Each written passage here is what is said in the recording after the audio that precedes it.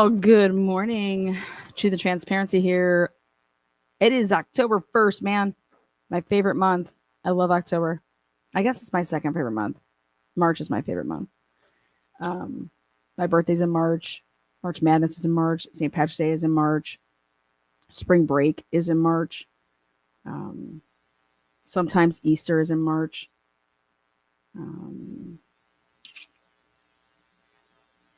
The conference tournaments for basketball are in March. March just flat out rocks. And then a close second here would be October. I love Halloween. Halloween's one of my favorite holidays. So welcome, come on in. Am I at Pisces? Sure. What is good? The title of this episode is Idaho4, Hippler gaslit America for blind, thin blue line alliance. That's the title of this episode. Why? Well, because it's true. And we're truth and transparency here. What I went ahead and did, just coming straight out the gate. Just very simple, guys. How about this? This is page 7. So I wanted to print off for you guys. Page 7 and 8, of the affidavit, right? Probable cause. I got one question, and I've been asking this over and over and over. We had the Idaho Statesman put out the clips of the surveillance that what I believe was going to be exhibit that an FBI agent was going to testify to, saying following this car and whatnot. Well, on page 7, it says, at approximately 2:53 a.m., a white sedan, which is consistent with the description of the white Elantra known as Suspect Vehicle 1, was observed traveling southeast on Nevada Street in Pullman, Washington, toward State Route 270. State Route 270 connects Pullman, Washington to Moscow, Idaho. This camera footage from Pullman, Washington was provided to the same FBI forensic examiner for those other videos. Well, when Immel put out his report, I was able to then determine, based off of his report that he authored in March of 2023, it then says the forensic examiner identified the vehicle observed in Pullman, Washington as being a 2014 to 2016 Hyundai Elantra. This was from video that he was given on December 20th. Okay, that would have been before any search warrants came out for Brian's phone. Okay. That would have been before any search warrants. December 20th. What I was also able to ascertain is that when I went to the Idaho State Police, and I should say Pullman, when they actually got the footage, it was just picked up at a later date. So they actually had that footage when they said that they collected these videos. And so that's just the date that the girl got around to go get the videos on December 18th. And then they made their way over to the Moscow Police Department, and then the Moscow Police Department, or the FBI, I should say, and then gave it to Immel. Anyways, where is this surveillance? Where's this surveillance camera?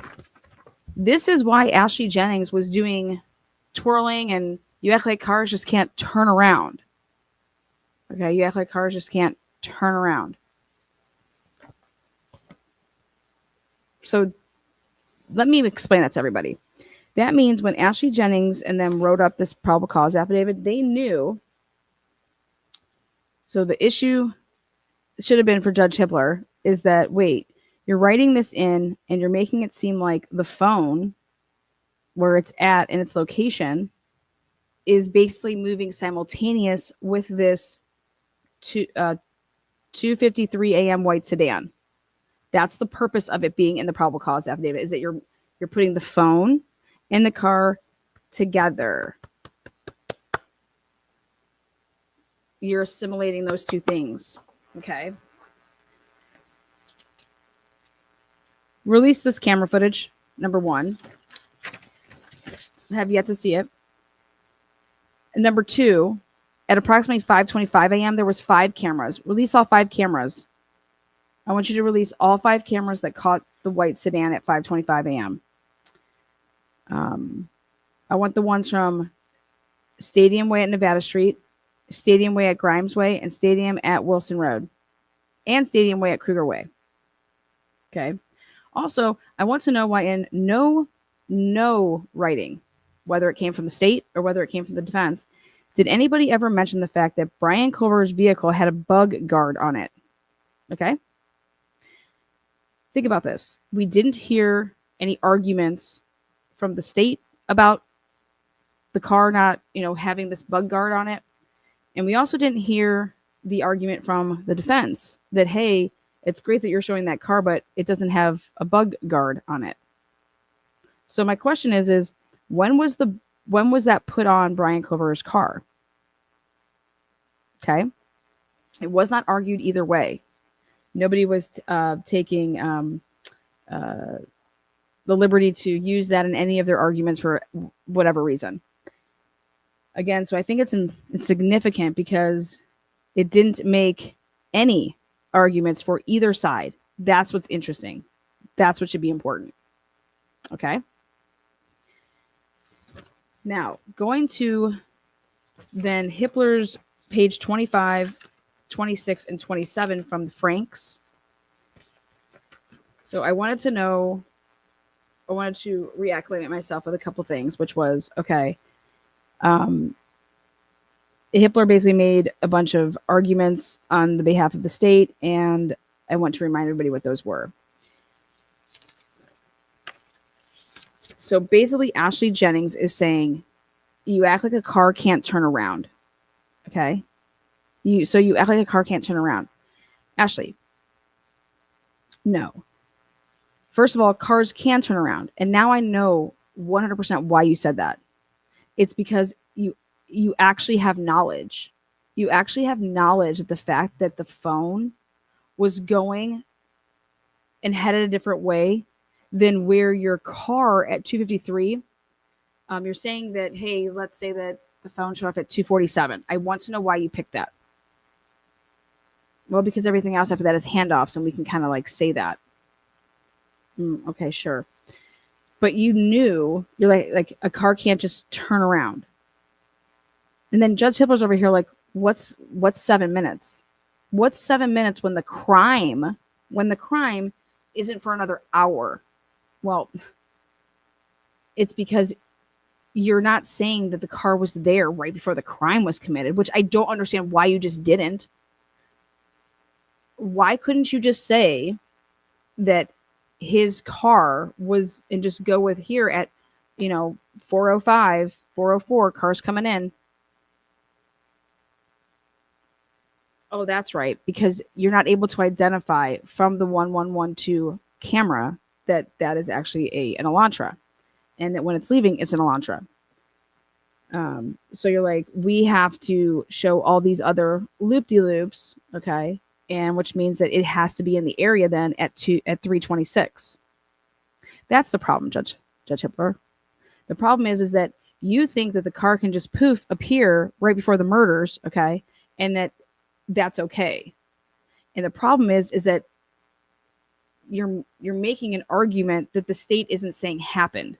The state is saying, no, that car was there at 326. Okay. So, and so what I don't understand is how boldly you can actually write that. Like, how can you literally write this in a paragraph? For example, number 3 here. Defendant has not shown the alleged misstatement regarding when defendant's phone stopped reporting was intentionally false or exculpatory. Defendant next asserts that Detective Payne misrepresented the time defendant's cell phone stopped reporting to the network to imply that defendant was traveling toward Moscow between 2:47 a.m. and 2:54 a.m. Now, we can't go and say that this has anything to do with the whole Floyd's footage at 3:02, because guess what? That's not in the probable cause. But we can ask ourselves why it wasn't in the probable cause. Why wouldn't you put that in the probable cause? And it was like, listen, we can't go and do this. Like, that's just too much. Okay. So that whole statement of like, oh, you don't have to put everything in the probable cause that you have. Fuck. You'd put this in. But they chose not to, and it's not to hide their hand. it's for way other reasons, which is because that's not the car. Okay. So Hippler then says, on this point, defendant relies foremost on the affidavit of his expert, Mr. Slavinsky, who states that basically Payne has found inaccurate information in Officer Payne's affidavit for search warrant and application for an order for a pen registry or a trap and trace device. Okay. So the last time that they did a pen, trap, and trace was on Molly. Motherfucking Molly. Molly and Brian Kohlberger. The two people that get pen, trap, and traces in this case. Isn't that kind of crazy? And Tom Slavinsky says that you can find this at Bates 3,748 to 3,774, dated December 23rd, 2022. Payne makes a false statement in his affidavit. Payne states in his affidavit that at quote unquote, at approximately 2:47 a.m., the 8458 phone stops reporting to the network. This statement is erroneous. Payne has failed to advise the court of the following. The 2:47 a.m. traffic is continuous 7-minute stream on multiple towers that end at 2:54 a.m. Payne does not document this 7-minute traffic and where it would put you. Okay.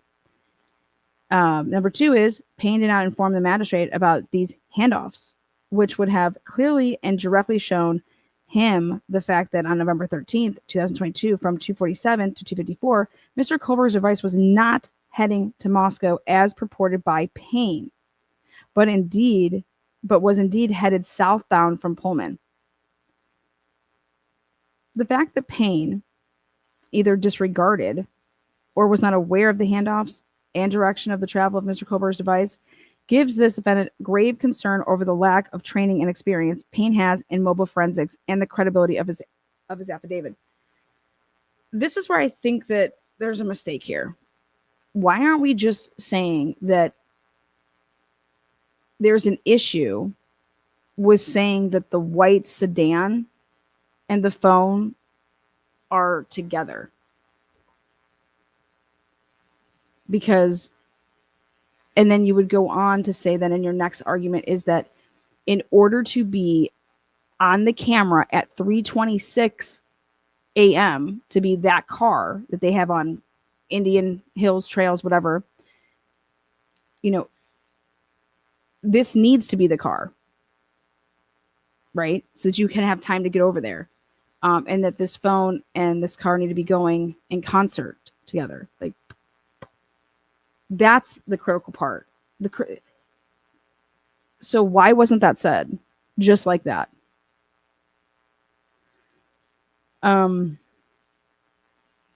Defendant's other cell phone expert, Cyrey, likewise contends he has reviewed multiple search warrant affidavits prepared by Detective Payne, and his statement that defendant's cell phone stopped reporting to the network at 2:47 a.m. is blatantly false and not supported by the AT&T data. If Judge Hippler is going to rule that everybody is working together and it doesn't matter who said what, and he's relying on Nick Balance, you still have to get it right. So then it's Nick Balance's fuck up. Just because these two guys are saying that Payne doesn't know what the fuck he's doing, it doesn't give Hippler the okay to say, yeah, Payne may not know what he's doing, but he got the information from Nick Balance. Well, then so does Nick Balance not know what he's doing? What the fuck is that? What are you talking about, man? You can make that argument if Nick Balance didn't give him the information to put into the affidavit. But you cannot make that argument if it doesn't make any sense. In addition to these two expert affidavits, defendant includes in his proffer that the AT&T cell call detail records that purportedly reveal that the actual time the phone stopped reporting to the network was 2:54 a.m. As an initial matter, so why wouldn't you just say in your, that's why I cannot wait for this to be revealed. It's like, hurry up, Hippler. Why are you dragging ass? Okay. I want to see if this argument was made, which is it cannot be that car that you're seeing at 254 can't be Brian Koberger's car. And they knew that, like, why aren't we saying that? Or can we not make that argument? Because that is what Ashley Jennings, her argument is that you're saying that cars just can't turn around. What? At 253, Ashley, where you see the car at 252 on the camera the surveillance camera that I'm asking for, these people are saying that at 252, he was reporting to the network. And where you would see that he was at 252 and where that car is, okay, not possible. Okay, because it's over here and the phone's over there, right? So why aren't we just saying that? Did Ann Taylor not, like, why aren't we just saying that sentence? I don't understand. It's that simple. Was that sentence not said?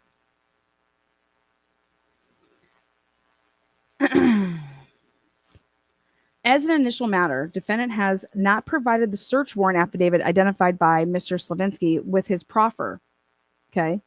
The only search warrant affidavit authored by Detective Payne that defendant has provided with his proffer is Payne Exhibit A, which is dated December 29, 2022, and accompanied by an application for a warrant for defendant's arrest. Yeah. What's your point about that? They're showing how his arrest came from fucking lies.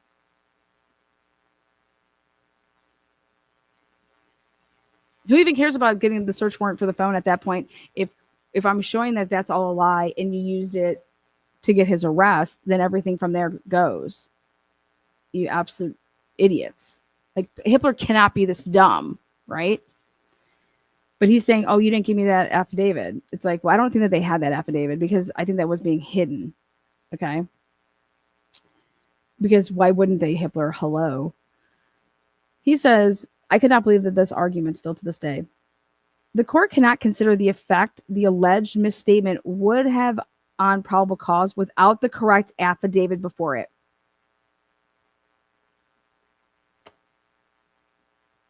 What?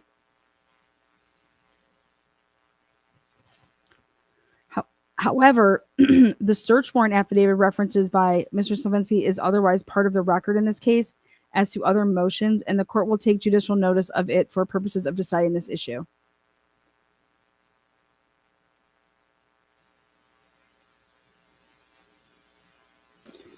The court does not find defendant's proffer deserving of a Franks hearing. First, defendant has not established the challenged statement is a misrepresentation. What? Listen to why. Detective Payne expressly qualified his statement by noting it was an approximation only. I said, you got to be absolutely fucking kidding me. You're going to say that at approximately 2:53 a.m., a white sedan, which is consistent with the description of the white Elantra known as Suspect Vehicle 1, is that at approximately 2:53? Are you talking about approximately 2:47? Is that the next thing that you're saying? At approximately 2:47, he shuts up. The phone stops reporting to the network. At approximately.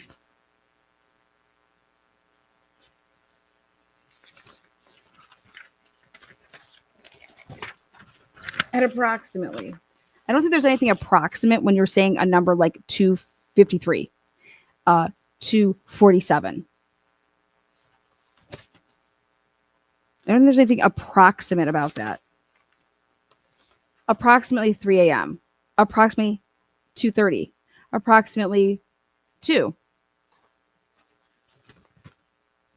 Unbelievable. Approximately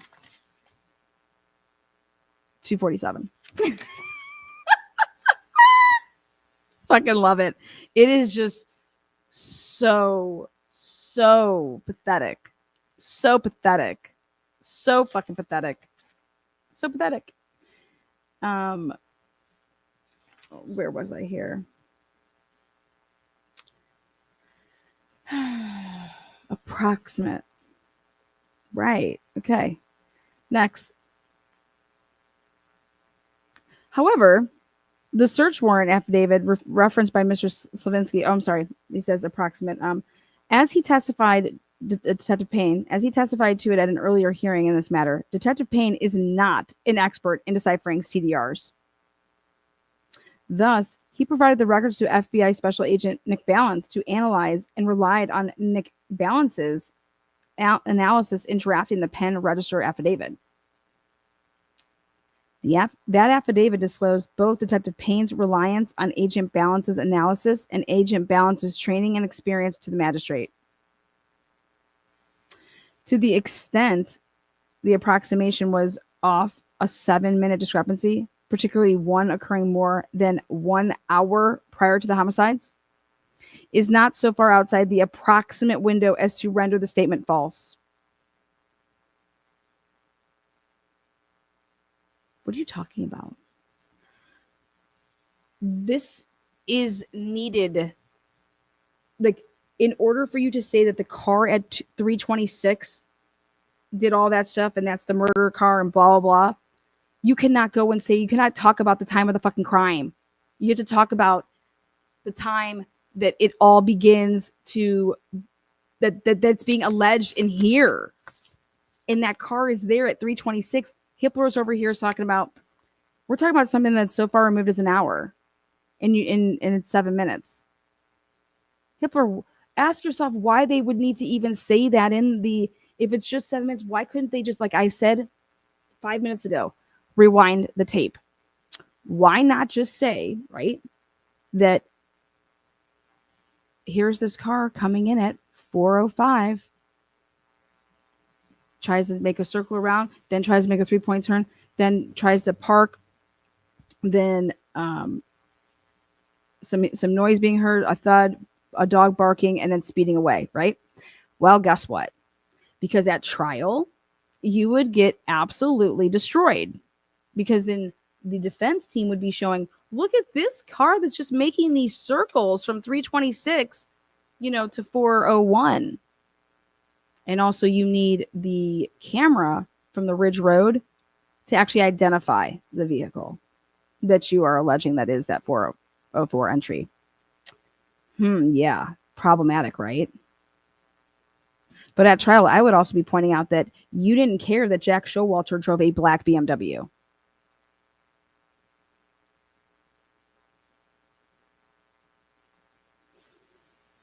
So Hippler is completely false in his statement here that it doesn't matter if the homicides happen like an hour later. No, when is the car that is needed and saying that it's transporting the murderer needed to be there? And that's 326. And just some miraculous reason, I believe that Brian went the loop-de-loop that he made. I think he made that same loop-de-loop to go there. Because he's not on any of the cameras, right? If this is this vehicle. Why isn't he on any cameras entering into Moscow from Pullman? None. Not a single one.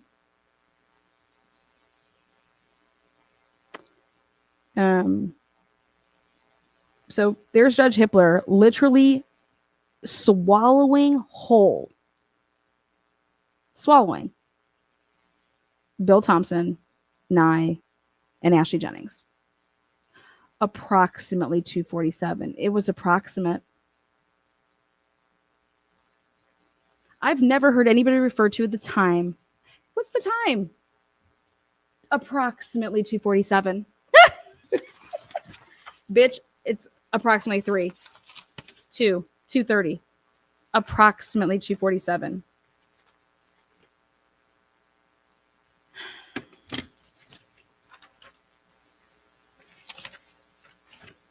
Next. To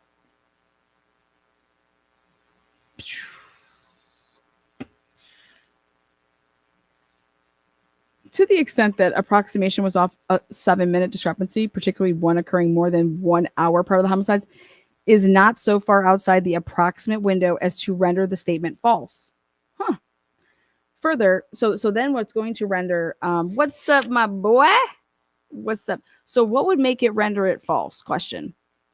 Because I want to learn. If you want to learn to be able to stick it to hippie one day, how would one go about wording this? As to make it, how is this like? Where is the surveillance from 253, 252? Where's that surveillance camera? It is not surfaced to this day. Produce it now. That's what kicks this all off. That's what's showing that you have a white car, sedan, matching the description of suspect vehicle 1, leaving to venture on down to Moscow. Where's it at? Where's the vehicle?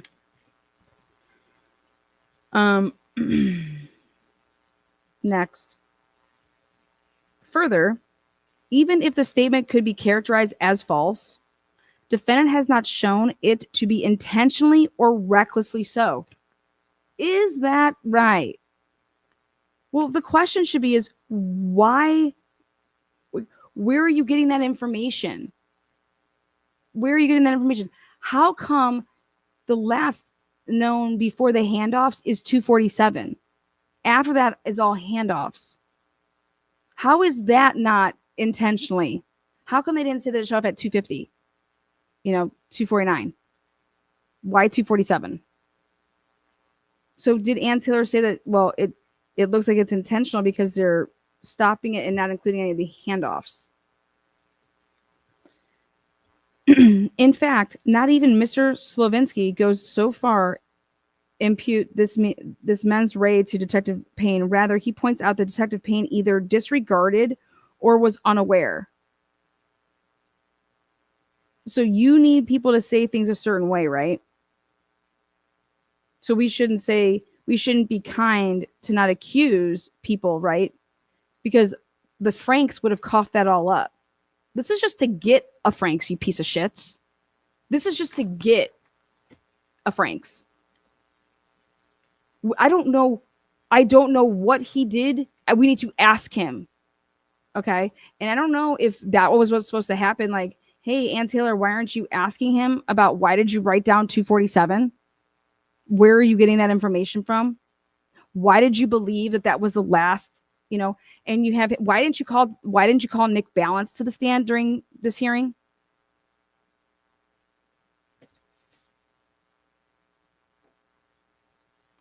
Or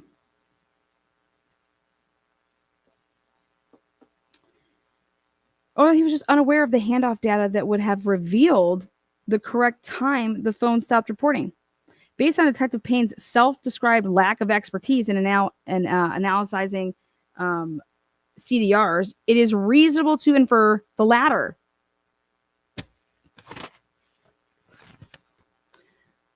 Which amounts to, at most, negligence.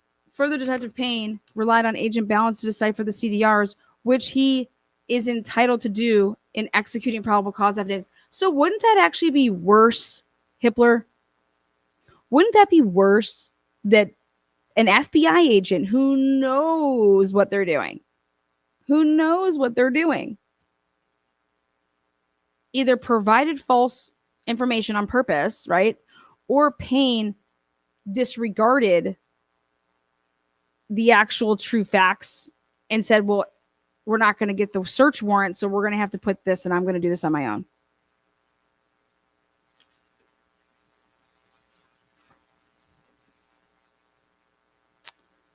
If he's asking Nick Balance for everything, how is it wrong?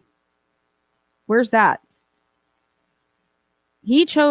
Detective Payne chose to copy off of the paper of Nick Balance. Who gets the F in the class? I'm curious. Well, they both would have gotten an A if it was right and I didn't catch them cheating, right? But we caught them. We caught it. Now, who gets the F? Last I checked, they both get a fucking F. The person that copied and the person that allowed you to copy both get Fs, right?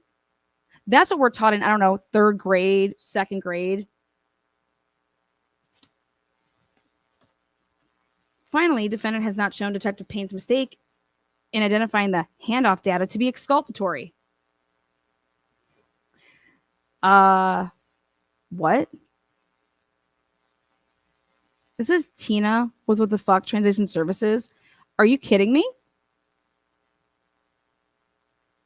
It's exculpatory to show that the car and the phone aren't together in that miraculously missing surveillance camera from 253, 252.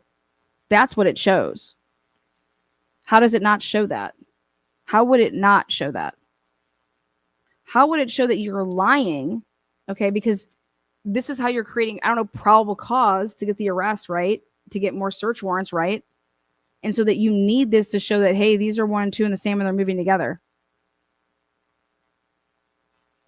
When you know that they're not, because why did this even have to be written? Because clearly you needed it to get the warrant. Otherwise you wouldn't have wrote it at all. You know, because you're not using IGG in your warrant. And because you're lying about how you truly got to Brian Kober, which is all made up, motherfucker. What the fuck? We're not crazy over here. Brian Kober may have killed 4 fucking people, but that doesn't negate the fact that you're a liar, Payne and Nick Balance and Hippler, and you ate it and you swallowed it like a fucking hoe. That's what it. 2 things can be true. Oh, Brian Kober's a killer. What does that have to do with this? What does that have to do with lying? They're 2 totally different things. So because Brian Kober is a killer, you're not a liar? Come on, man. My fever lost last night. Bella was running around. Crazy person. Sharing on the fever. Oh, welcome to Truth and Transparency. I mean, make it make sense, right? Let's call out this other piece of shit.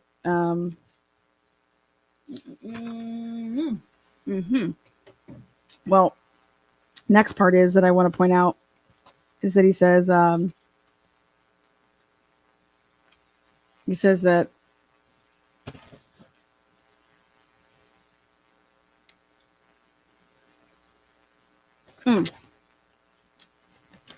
Detective Payne relied on Agent Balance to decipher those CDRs, which he is entitled to do so because, you know, hey, he's my expert, right?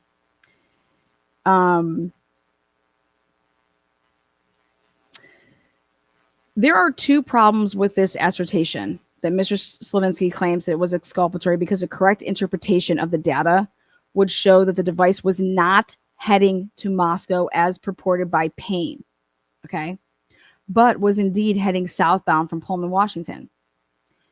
And then Hippler's like, well, there's a problem with this. Wait, there's a problem with saying that that's not where the vehicle was going. And if you actually plotted it correctly, you could show that the phone and the car aren't together because that car that you have on that surveillance camera that you won't show us is going that way towards Moscow, and the phone is going over this way towards south. But Hippler says, dude, sorry, but your argument blows, and this is why. First, the pen register affidavit represents the device was traveling south. Was traveling south at 2:47 a.m. when, according to Detective Payne, it last reported to WIT. So he's saying Detective Payne tells us that on November 13, 2022. So this motherfucker tries to twist these words and gaslight us and say, hello, Detective Payne said that the phone was going south. Because he says on November 13th, 2022, at approximately 2:42 a.m., the 8458 phone was utilizing cellular resources that provided coverage to 1630 Northeast Valley Road, apartment G201, Pullman, Washington, here after the Kober residence. At approximately 2:47 a.m., the 8458 phone utilized cellular resources that provided coverage southeast of the Kober residence, consistent with the 8458 phone leaving the Kober residence and traveling south through Pullman, Washington. He's like, so Detective Payne told us it was going south. Okay. What? Yeah. At 2:42 and at 2:47. And then told us what? That the phone shut off. That the phone was turned off because someone is trying to conceal their location because they're going to go commit murder. The pen register affidavit exhibit A emphasis added, thus, Because the exculpatory information identified by Mr. Slavinsky appears to have been represented in the affidavit, the court is at a loss as to how a correct statement of the time the phone stopped reporting the network would affect probable cause. So then you are admitting that the phone was heading south. In which way is Moscow? I'll wait.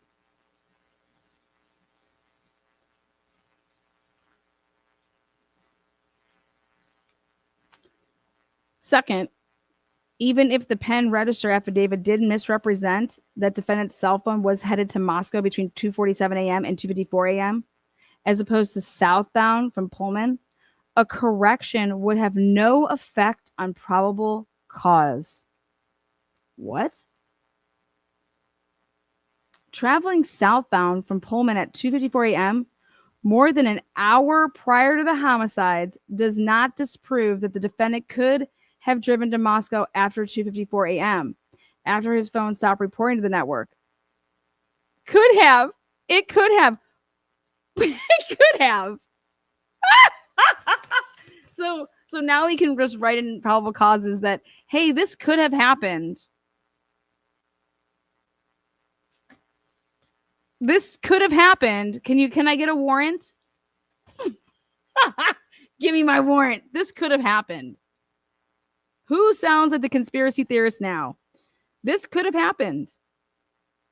An absolute abortion of a sentence right there. Complete and utter crap. I cannot believe that he wrote that down. I cannot believe it. Like, what? Like, did I really just read that? Second. Okay, traveling southbound from yep, more than an hour prior to the homicides. Well, Hippler. He goes on to say, it does not disprove that the defendant could not have driven to Moscow after 2:54 a.m. Goddamn Atlanta.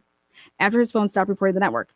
As the affidavit points out, footage from multiple videos obtained from the neighborhood around 1122 King Road showed several sightings of a vehicle matching the description of the defendant's vehicle starting at 3:29 a.m.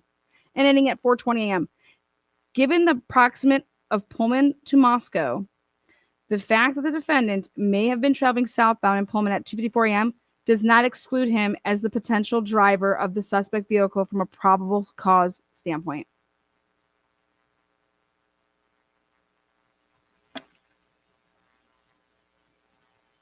Mm-hmm.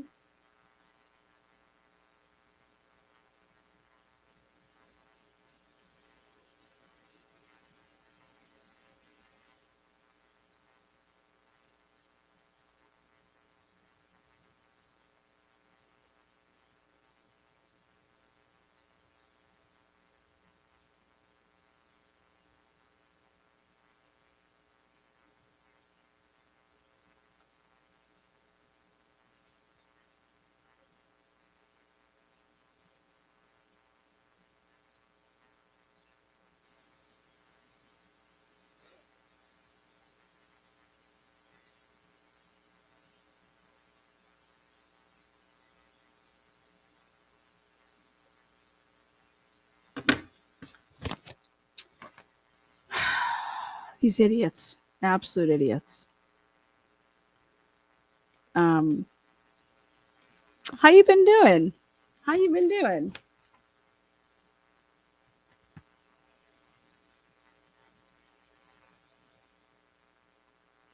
So guess what Hippler basically says to us? He says, it doesn't matter that they lied because it could still be done. It could still be done. Brian could have still gotten to Moscow, Idaho between 2:54 and 3:29. Even though they lied, it doesn't matter because it could have still been done and it does not negate probable cause. Are you kidding? Guess what? That sentence is awesome for you to say after Franks has had you fuck. That's when you can say that sentence, okay? Not here, not with this, not with 1,000 pages that you're staring and swallowing, okay? That you can say that sentence. One should ask themselves, why didn't they just put that they used IgG if it's such a great fucking thing, right? I would be using IgG. I'd be putting it all over my probable cause because that's how I got to the fucking suspect.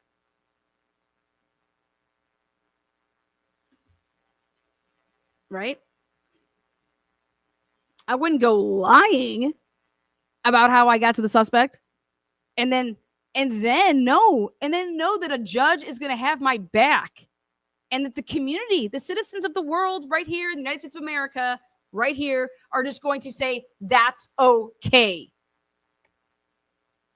Who do these people think we are? It's not okay.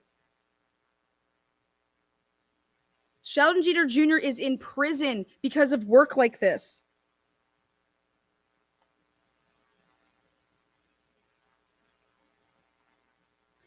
Hippler, what is taking you so long to release and unseal these documents? What's the problem? What do you have to make sure is okay? Cy Ray is speaking. Cy Ray is speaking. It's only a matter of time. We're just waiting patiently because we're not fucks like y'all.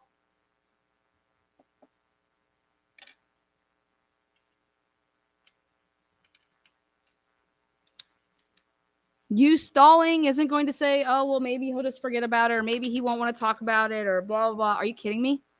He won't want to talk about how you, I don't know, unprofessionally, unwarranted, trashed his name during a live court proceeding that was viewed by, I don't know, thousands upon thousands of people. Yeah, you think he's not going to show his work and be proud of his own work and stand by it and show how it's accurate and show how what you backed and what you said is dog shit? Just because Brian would be guilty, that has nothing to do with somebody's work in a specific field that's highlighting corruption and that you defended.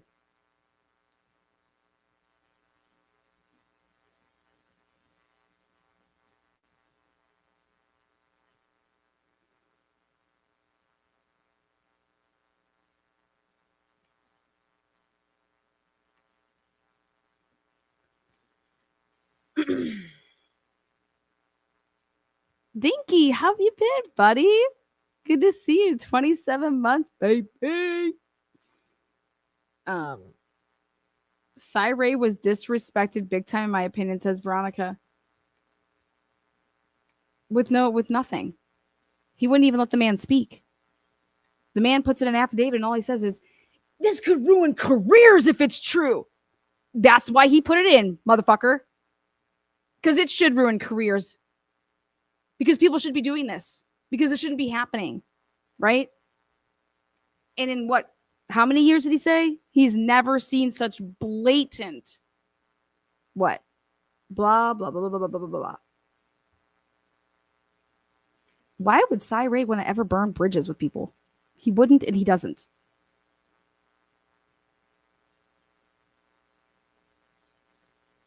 Hippler, you just got some nerves, motherfucker. You got some absolute, I can't even call them balls, brass balls. What you did was wrong. And I'm patiently waiting for you to unseal these documents so that a professional and expert that the community respects can speak on his work. Meanwhile, people that aren't waiting for the time when you're supposed to do this type of stuff based on your little fucking rules, they're just out running around saying and spreading whatever they want.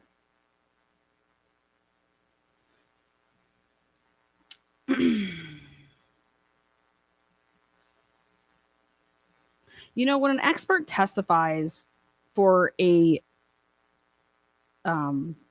whether they're the plaintiff who, you know, or the defendant or the state, Commonwealth, you're testifying to your work, you're testifying to the evidence, okay? Whatever it shows or could potentially show, or what the possibilities, okay? Experts normally aren't in the position where they're like, hey, I'm testifying so that I can, you know, I'm going to free a person, or it's about the evidence. It's what the evidence shows. It's also about what somebody did that could be like, that wouldn't be merited. That's not how you're supposed to do something like that. That's not best practice.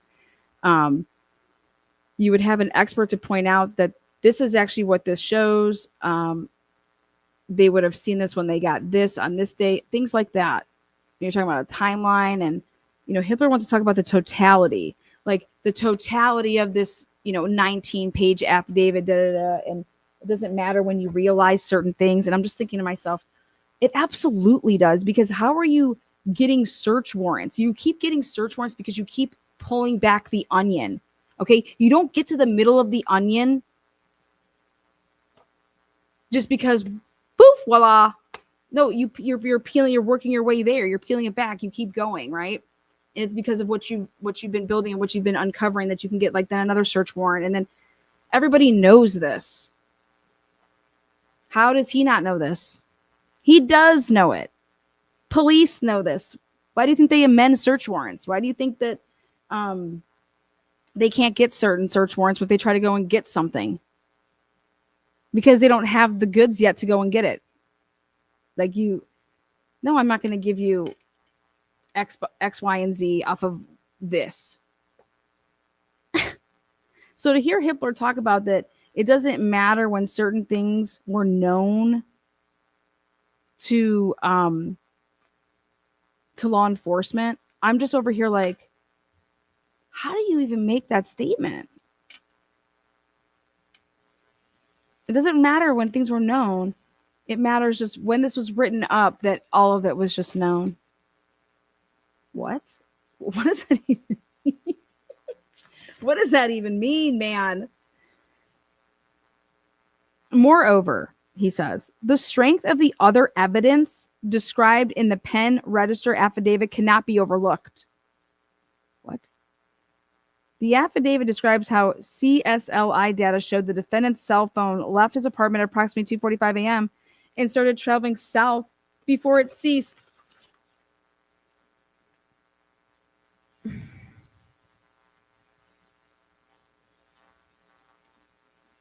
Before it ceased.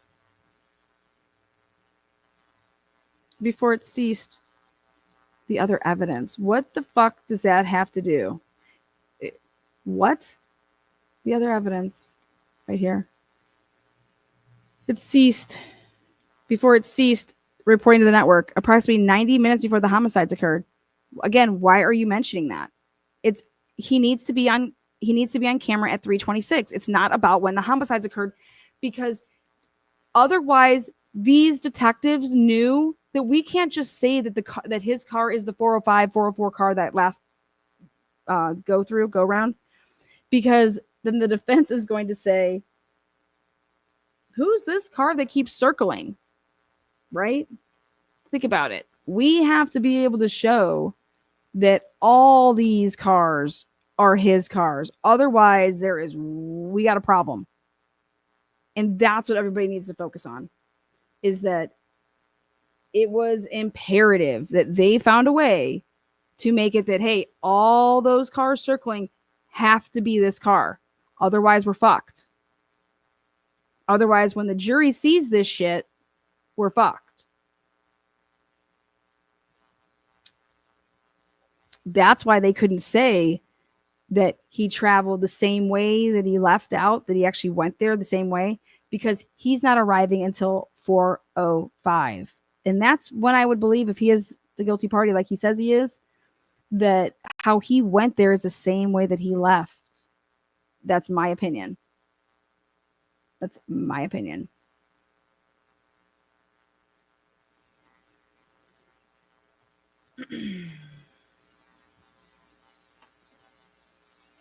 Does that make sense? No?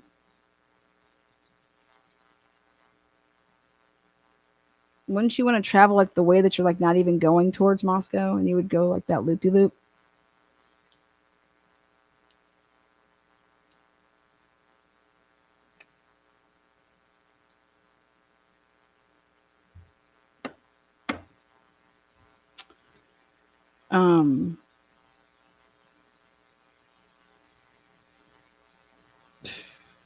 You would have to do tests, like, for example, how many tests do you think they did of, here, take a phone that's just like his and go out to Hawaii Park and at that type of time at night and just do some tests and see if you're ever able to be picked up by a cell tower that would be,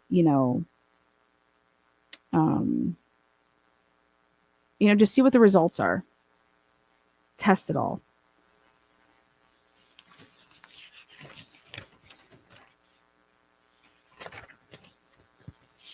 We've been watching these videos, you guys, and I don't know if these detectives, or I'm sorry, these first responders, if I don't see them phased like how everybody was describing them being phased. I don't see that. Again, I'm not trying to judge. I'm just saying that it just,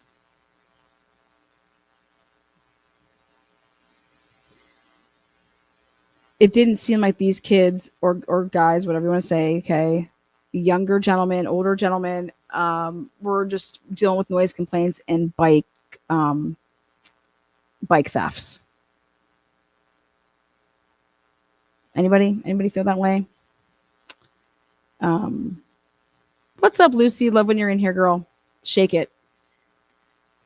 Mandy, $10. Thank you. Scooter54 became a YouTube member. Again, love when I see Dinky Outdoors. How's everything going with the outdoors? Got to hear more about that. Been hanging out ages. Only just got to be a member. Oh, good. Welcome, Elbows mom.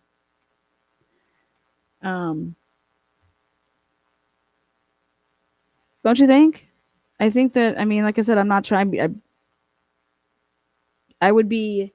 I just have to be more communication. But hey, we're all on body cam here, so like, let's not talk about anything. 4 people, 2 in each room, okay? And then there's people that weren't stabbed, and this happened when, but 911 wasn't called until when? I mean, none of these people, nobody is just like, or like, there's just, and I just feel like they're trained not to say anything. Hey, remember that you have body cams on you, blah, blah, blah. So you just don't want to talk about things. I feel like that is something that is now being trained because of like the explosion of body cams and making their way out. And I don't know.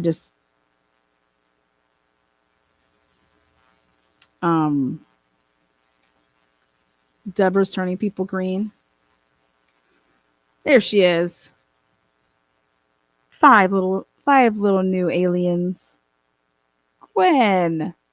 Until my dying day, I won't get over 8 hours in this case. I won't get 8 hours, so you call 911. Does that mean?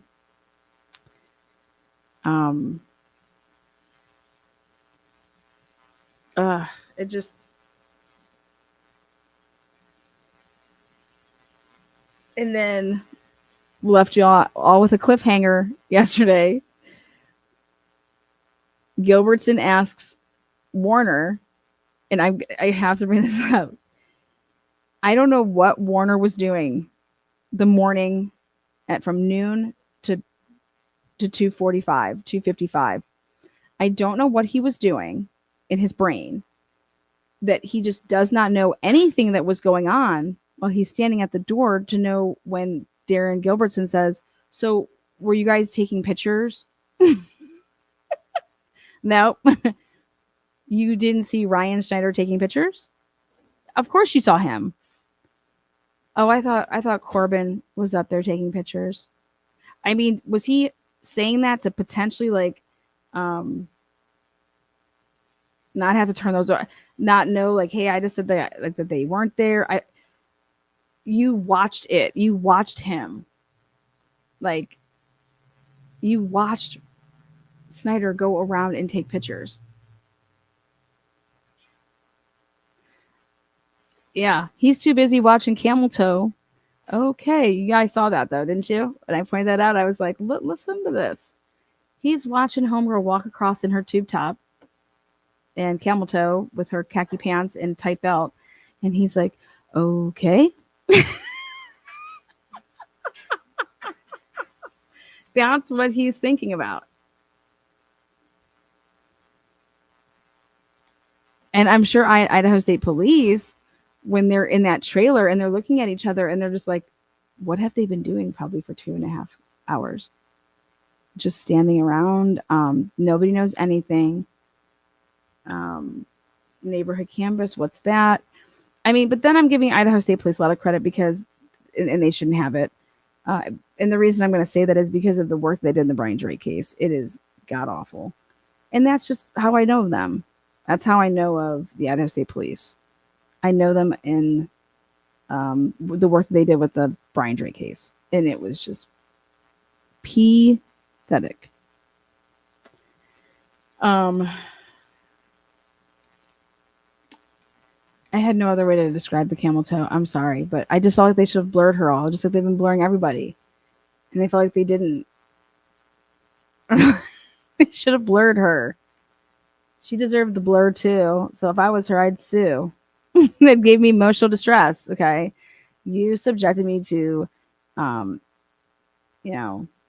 you wanted to protect all these sorority chicks, but you're not gonna protect my camel toe, and I have a problem with that. And I suffered emotional, yeah, because then this woman on TNT just kept talking about my camel toe.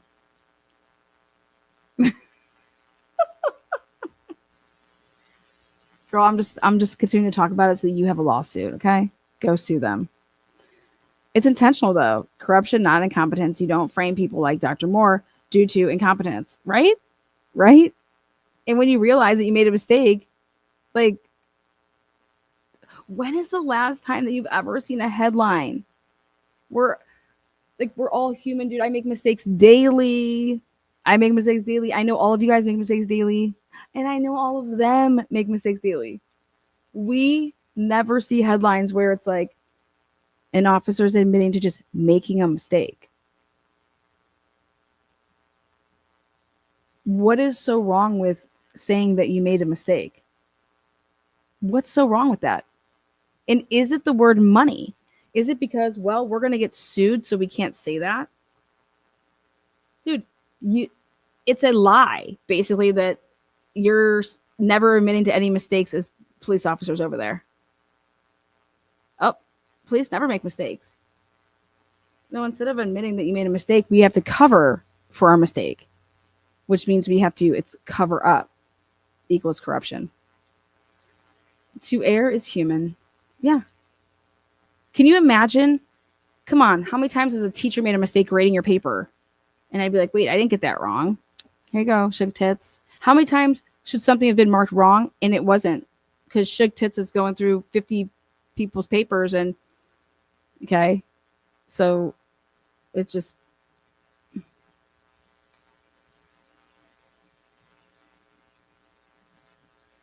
But I don't think people are going out there like, hey, how can I, be corrupt today? I don't think that at all. I think pressure comes after the fact. And if they're waiting to write reports because they're watching their body cams and, you can always issue a supplemental.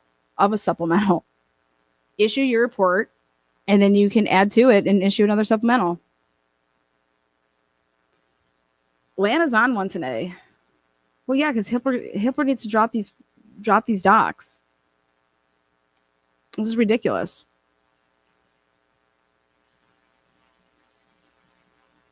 I mean, who puts a lead detective that's never been a detective in a quadruple homicide, the biggest case in the for Idaho period, but then in the country? I mean, who's like, yeah, we should have the lead detective be somebody who's worked for the department for 2 years?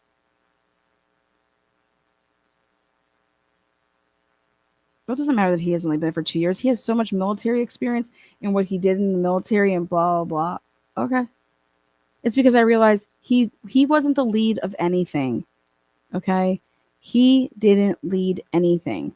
He wasn't making any decisions. That man made 0 decisions. And if you think he did, Sorry, you're wrong. He made 0 decisions. You can tell when these guys are walking around with their body cams and who they say hi to and how they say it. You didn't hear any of these guys like Gunderson saying hi to Warner or Snyder that like when they walk past them, if they're like being a certain way. No. But when you see Snyder went running over to like shake Darren Gilbert's hand, like, hey, God, yeah. Ooh. And then when they saw Roger Lanier, like, and then Dollinger, Warner's like, hey, hi, you know, like walking on eggshells. It's like, oh, those are my superiors, or, you know, think about when you worked at, I don't know, Foot Locker and you wanted your boss to like you. Yeah, look at me. I'm selling all these shoes and I don't even get commission, motherfucker. I could be just sitting here, I don't know, watching MTV videos. But I'm over here running around getting size 6.5. Now it's a 6. Now the bitch wants a 5.5. Bitch, how'd you think you were one size? What the hell's wrong with you? Do you see that we have these lovely, I don't know, put your foot in there. See where your toe goes. What's the number? I'll go get you that shoe. How do you not know what your shoe size is? You can measure right here, girl. Sit down. Put your heel back. It's this is just ridiculous. Absolutely ridiculous. But hey, boss is here. Hey, and then you see those employees that you just can't stand because they're lazy as fuck. You don't say hi to them. You could just. So I was paying attention to like that, but Warner could not wait to go take a break. He's like, I've been standing at this door for 2 hours. I need to like go to the bathroom or something. Like he didn't even have to go pee. He was like, I don't know, I gotta go to the bathroom. I'm gonna go use the bathroom or something. Maybe grab a snack. Okay. Why wouldn't you just? It just blows my mind. Like he did not have to go to the bathroom, you guys. He just wanted a break. What about everybody else that's there, that's been there for 2 hours? Like, what the fuck? I've been sitting here at 2 hours. You know, can you come in? You know, I'm just going to go, I don't know. I'm going to use the bathroom or something. I just thought for sure he would just go shut his body cam off and go take a leak right behind him in Bethany's beautiful bathroom. Can you imagine that? That would have broke. Officer outside the Idaho4 house checking IDs for entry in the crime scene log was caught on body cam taking a leak in Bethany's bathroom. Actually, maybe that's why there's pee upstairs. Nah. So, what's up, Carson? What's up? What's up? All right, what do you guys got for me? Your guys' questions, or what do you guys think? I'll highlight your comments. Go 10 minutes. 10 minutes, 10 minutes. What you got?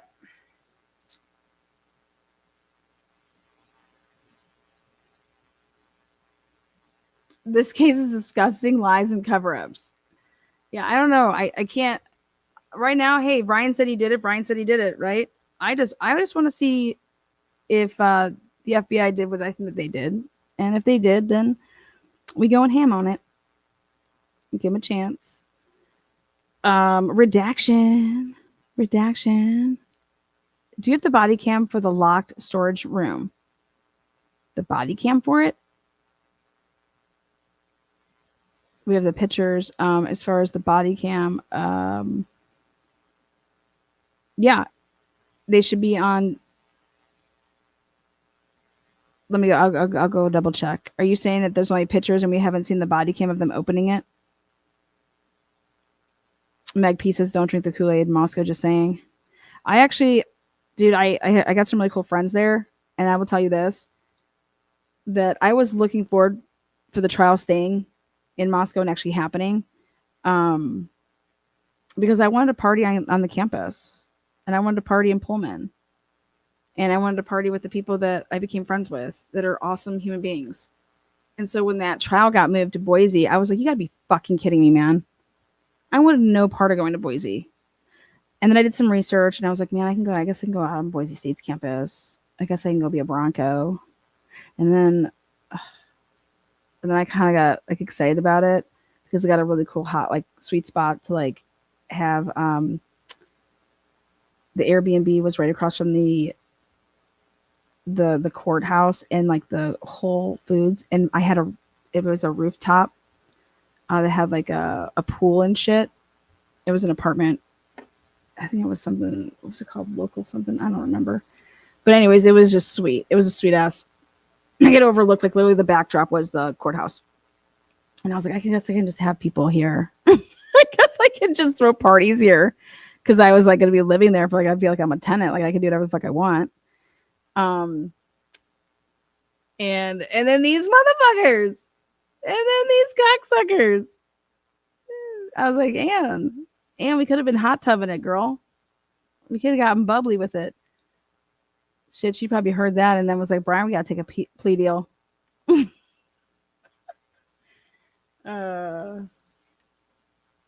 Yes, Lana. Yes, Lana has body cam officer that opens it and looks in. Doesn't last but a second. Not a big place in there. Okay, so he opens it and closes it. That means that the pictures then came later with homie. Can you imagine if me and Ann in the hot tub, if those pictures leaked? Yeah, those were some cheddar. And then Mathis is running over with the chicheria board and like some grapes and like cheese and like some prosciutto and and I'm like, girl, can you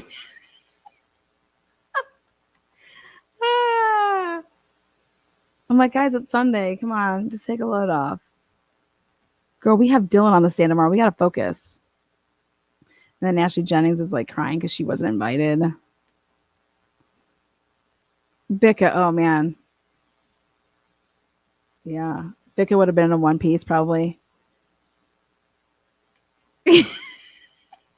You like that? I'm like, you guys, we have Whole Foods right across the street. We were gonna have like the best spreads, all right? And everyone's like, Lana, you were just gonna party. Yeah, it's tailgating for the truth, man. Come on. If people can party for sporting events, why can't I party for freedom or our rights? Like, come on. People just don't tailgate for sports. And then for the fuck of it, I was just gonna like get some gummy bears that were like weed based and give these packets away to people and just watch them get high as fuck at them, thinking they're just eating regular gummy bears, and then just get arrested,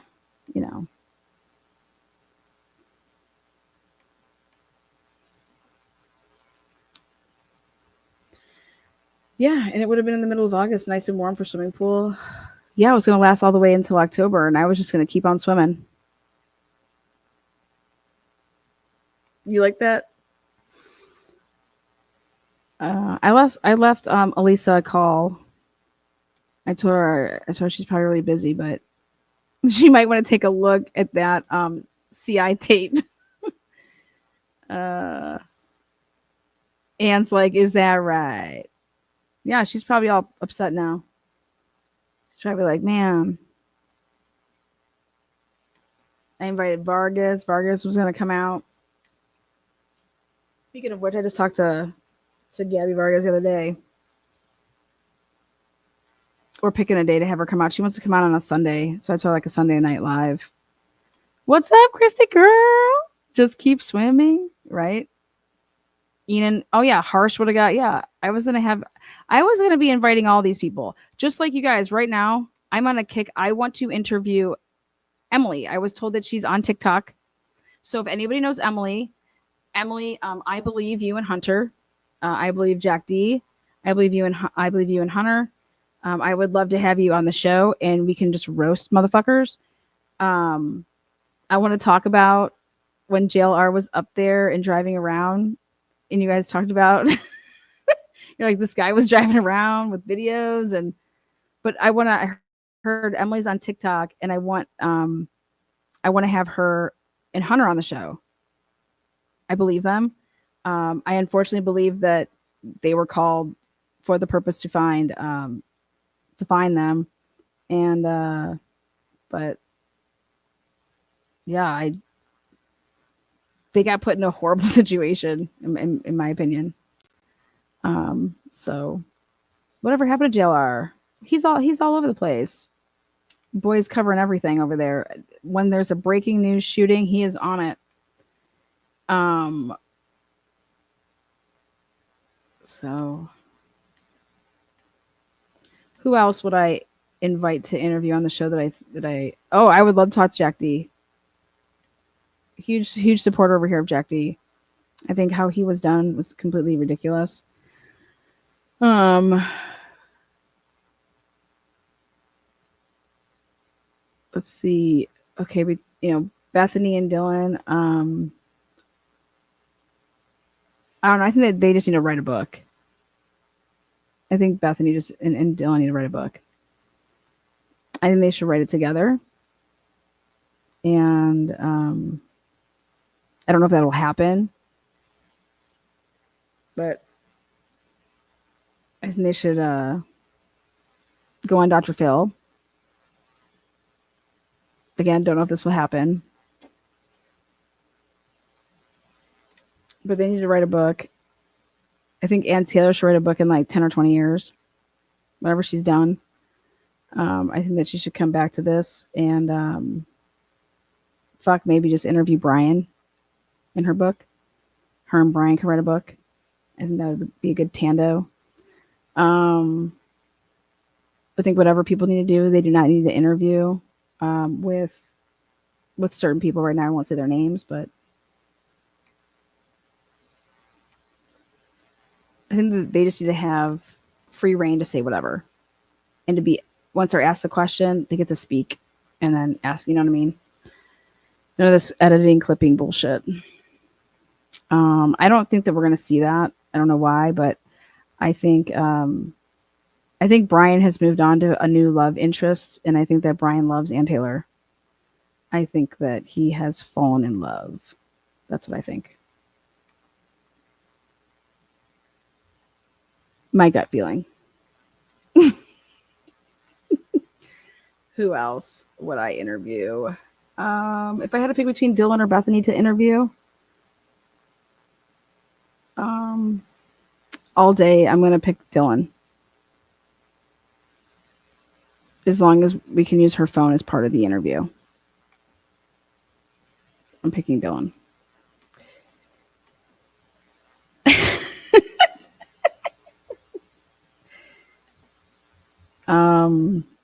Let's see. Oh, God, it's a toss up. Okay, Molly McMichael.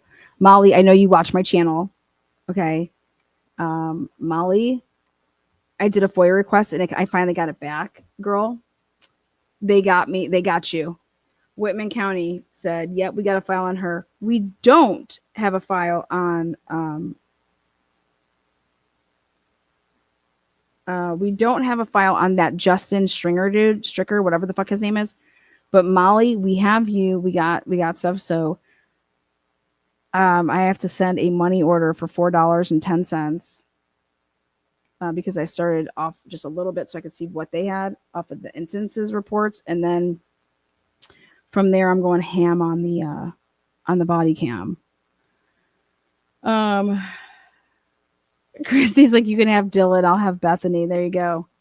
But Molly McMichael, I know you watch this channel. I know people send you little clips. Girl, let's just talk about it. Let's talk about how you were used. Let's talk about that night. Let's talk about, like, provide your DoorDash from 2022. Provide every DoorDash that you made in 2022. I want to see how many times you're ever over there. I want to see if you ever delivered to King Road for any other reason. Come on, Molly. I'll give you some Adderall. Just kidding. Okay, that's going to close this out. That would be the gold of the gold, Mark.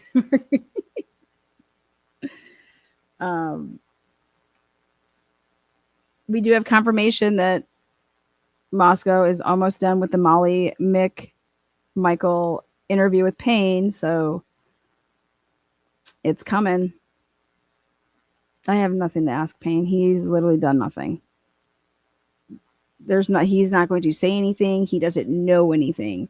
Now, Detective Mowry, woo, give me that boy. Give me that boy. I want to talk to him. Mowry, I'd love to fuck with. So, but all right, I gotta go check my email.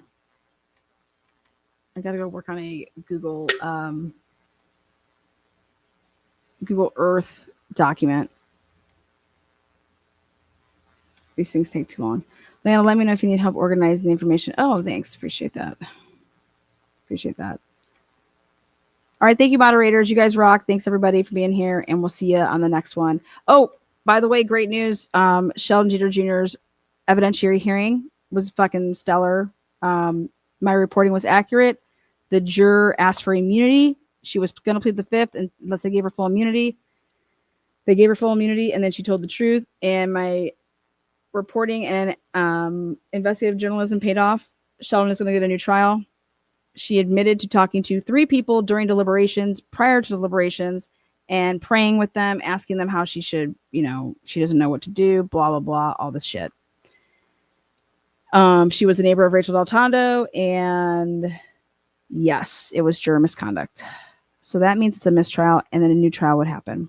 So that has been my baby of a case since 2021, and it's taken this long to 2025 for Sheldon to get this opportunity. If the judge goes against a mistrial, then he will just be overturned by the higher courts because it's law of the land in Pennsylvania. So peace out. We are on cloud 9 over here. Thank you for all of your support. I know that Sheldon and his family appreciate it. I know they see the videos, they see the comments. So thank you so much. You guys rock. Show some love, baby. And if anybody wants to talk about the case moving forward, because there's going to be that trial too, I will be happy to give out as much as the discovery and as much as my work product that I have to any and all creators to cover the case. And I would love for it to be treated like Delphi because there are no cameras in the courtroom.